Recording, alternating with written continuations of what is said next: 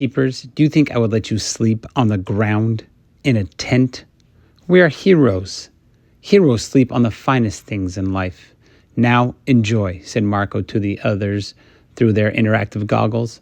With the help of Agent Greco and the other Keepers agents, Marco had arranged for 3 other trailers to be delivered to the locations at the time of the Keepers' arrival. Just like his, their trailers were decked out to the nines, with state-of-the-art electronics, a full kitchen, stocked with food and water for weeks. They didn't know how long they were going to stay, but Marco knew, at the least, they were going to stay in style. Everyone listen up. First of all, I'm glad you all made it to your locations. And Marco, nice touch on the lodging. I guess why didn't we think of that, said Dr. Johansson sarcastically through the goggles. Remember, these goggles allow you to communicate with anyone on your team. You 4 Keepers, as well as Dr. Saito and myself. Like with a phone, if someone is on the call, your goggles will ring, alerting you that others are on. Remember, you have different settings you can utilize. 1, normal. You see the world like you would see without wearing them.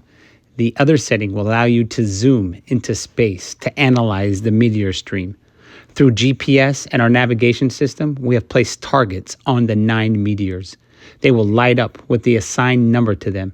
As you can see on the left side of your screen, there are 9 numbers. Once a target has been destroyed, a number will disappear. Our team will be monitoring your progress and updating you as you go. Do you understand? Yes, the group responded. Well, good, because we are hitting the peak of Earth passing through the stream. For the last few nights, the night sky all over the Earth has been lit up by the shooting stars. The little meteors in the stream burn up in the atmosphere. Those pose no threat to us. It's Earth killers we are nervous about, have planned for, and have targeted. Now, get your weapons, your tools, and let's get started, said Dr. Johansson. The Keepers all gathered their materials, placed their paddles on their hands, and stepped out of the trailer to face the sky. With a press of a button, they all switched their settings of the goggles.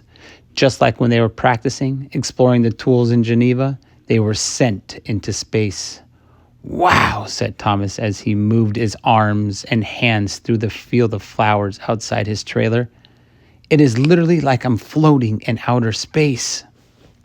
Osa, said Camilla as her shoes sank into the soft desert sand. Inacreditable, unbelievable. As you can see, it looks like you're floating in outer space, said Dr. Saito. What you are seeing is the torrid meteor stream, the rocks, the clouds of the sunlight reflecting off the ice. This is what Earth is passing through right now. The objects in the stream come in all shapes and sizes. Our GPS has locked in on the objects. From our calculations, they should be coming into view soon. Some of you will be able to see them where you are, some of you not. Some of you may just see a few. We have done everything in our power to prepare you for what you need to do, but the universe has a mind of its own. There may be some surprises. Well, Dr. Johansson and myself are signing off. Godspeed, Keepers. Dr. Johansson and Dr. Saito hung up their call, leaving just the 4 of them, 4 teenagers, 4 strangers from around the world tasked to save the Earth. There was a moment of uncertainty, a moment of fear that engulfed each one of them. Their lives, their families' lives, the stake of the Earth all fell on their hands. After what felt like an eternity, Thomas refocused the group. Okay, everyone, I'm guessing you're all feeling what I'm feeling. Remember, red, orange, we've done this before. We can do it again. Let's go over what we said. We have 9 meteors we are trying to find in the darkness of space. They'll have GPS locators on them with a number. The small numbers are on our screen to the left. TMAM001, TMAM002, all the way up to TMAM009. If one comes into your view, call it out. We may see it where we are as well. If not, that is why we have the paddles, to increase our strengths. We need to keep each other updated. We need to work as a team. Anyone think of anything else? Asked Thomas to the group, but the group didn't say anything. Okay, let's do this. They stood there isolated from the world, all alone, with only each other. They scanned the sky, looking for any signs of one of them coming. All of a sudden, a red beam came shooting across Thomas's view, tossing Thomas to the ground as an explosion echoed all around him. "What was that?" yelled Camilla. Are you okay? Shouted Herwa. Yeah, I'm fine, said Thomas as he laid in a field of flowers. Scusa mio fratello. Sorry, my brother. I just wanted to see what it was like. Did you guys see that rock explode? That was so cool, said Marco. You could have warned me, said Thomas as he stood up, shaking off the dirt from his pants. But yeah, that was sweet. Marco, you need to warn us, said Herwa. Hey, you never know what could happen. You need to be on your feet, ready, said Marco in his defense. He's right, said Thomas. We need to be prepared for anything at any moment. They stood there in a 3D world of rocks, ice, and darkness, waiting for something to come their way. Nothing. Hours passed. Nothing. Thomas found himself sitting on the ground, leaning up against the log. Camilla and Marco had both grabbed chairs from the trailers and were leaning back, drinking a Red Bull. Herwa had paced back and forth for so long that she created a path in the grass. I'm so tired, complained Camilla as she took a sip. Can we do shifts? No, because you may have one come your way that we can't see. We need to keep each other up, replied Thomas as he broke the stem of a flower. It wasn't long after Camilla took her sip of Red Bull that something caught her eye. She threw the can down and slowly stood up. Guys, I think I see something. I see a red target on... Oh, meu Deus. Oh my God. A huge rock is coming right at me. Where? They all shouted. Northwest of me. Can you all see it? She exclaimed. Number TMAM003. They all scanned the sky for any sign of the object. Nothing, said Herwa. Me too, said Marco. I think I see something, but it's too far away, said Thomas. I see a faint, small target in the far distance. I can't do anything. You're on your own. You can do this, Camilla. She raised her hand and aimed it into the sky. The power is light, she whispered. An orange beam filled the disc and shot out like a lightning bolt from her hand. Thomas could see a small beam fire across the darkness of space as a burst of light filled his screen. I got it, yelled Camilla as the number left the screen. They all cheered. I saw, shouted Thomas. Nice shot. Camilla sat back down in her chair as she looked up into the sky. She watched as little balls of fire came raining down. This is the most beautiful thing I have ever seen, she said to herself as she bathed in the light. Here we go, keepers. It's starting, said Thomas. I got one too. Number TMAM002, coming out of the south. This thing is gigantic. Can anyone see it? I got it. A clear view, said Herwa. On the count of 3. You ready, Herwa? Said Thomas. Nothing. Herwa, are you ready? Said Thomas again. Nothing. Herwa, he shouted. I'm scared. What if I miss? What if I fail? She said in a trembling voice. Remember what you did back home, saving those girls? Asked Thomas. You can do this. She lifted her hand into the air and took a deep breath. 1, 2, 3. The power is light. A green beam shot out like a cannon. Or is light, shouted Thomas right after her. The 2 beams struck the rock one after the other, destroying it into little pieces. You did it, yelled Thomas. You got this, Herwa. Herwa fell to the ground with emotion.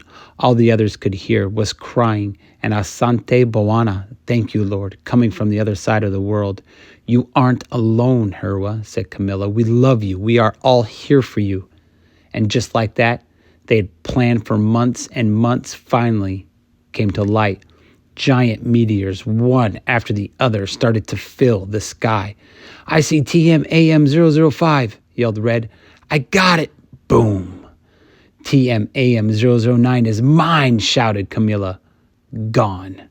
TMAM004 to the east. Anyone? Exclaimed Red. I got it too, replied Orange. Together, the power is light destroyed. I see TMAM001 and TMAM006, each coming from a different direction. I need help, shouted Thomas. Where are they? Asked Herwa. One is southeast and one is southwest, replied Thomas. The others scanned the sky as fast as they could to see if they got eyes on them. I got TMAM001, shouted Herwa. I got TM AM006, yelled Camilla. What do I do? Asked Thomas nervously. I got 001 on my own, replied Herwa as she lit up the sky without hesitation. Someone is enjoying this. Are you ready, Orange? Said Thomas. Just like old times, Blue, replied Camilla as their beams joined together, sending a fireworks show onto the earth. How many does that leave left? Asked Herwa as she continued her pacing. Looks like we have 3 more to go. 3, 7, and 8, replied Thomas. Stay awake, stay focused, keepers. Awake? I could run a marathon, I'm so pumped, said Marco. Bring on the next. The 4 keepers stayed awake and alert, scanning the sky, looking for the final 3. They floated amongst a colorful cloud of rock and ice, waiting for a target to appear. Just then, Marco shouted out, I have 8 to the northwest, clear as day. I have 3 coming right at me, exclaimed Herwa. And I have 7, said Camilla, but it keeps coming in and out of view behind another huge rock. Is that rock targeted? Asked Thomas. No, but it is big. I mean, big. What should I do? Asked Camilla. Dr. Saito and Dr. Johansson must not be worried. Wait until you have a clear shot and take 7 out, exclaimed Thomas. Camilla focused on 7 as Marco and Herwa confirmed the destruction of 3 and 8. Come on, 7, Camilla said to herself. Show yourself. 7 kept getting closer and closer to Earth with no clear shot. It's getting closer and I can't see it. It's blocked. Just take out the rock, said Marco. That will give you a clear shot. Without hesitation, Camilla fired a shot. She hit the rock, destroying the right side and pushing it out of the way. It's clear. I got a shot, she yelled. With one last final power is light, she sent the final beam into the final target, saving Earth in its destruction. We did it, the keepers yelled and screamed as they ran around their location. We saved Earth. They all fell to the ground in exhaustion. What do we do now? Asked Thomas as he laid on the ground staring up at the stars above him. I guess we go home, said Herwa, which is good. I miss my home. I never got to really use my trailer, said Marco. I guess I'll have to take it with me. They all started to laugh when a familiar voice got on the call. You guys did it, screamed Dr. Johansson. We thank you. Humanity thanks you. How are you all feeling? Tired, said Thomas. We're all very tired. I can imagine. We will get you home soon. Your agents are on their way to get you, said Dr. Saito. That was a close call on the last one, Camilla. What happened? There was another rock in the way. It wasn't targeted, but I shot at it anyway. I was able to destroy a large portion of it on the right, which gave me a clear view of number 7. Another rock? Asked Dr. Saito. Yes, it was big, just like the other, said Camilla. But again, it wasn't targeted. A silence filled the call. Dr. Saito, are you there? Asked Camilla.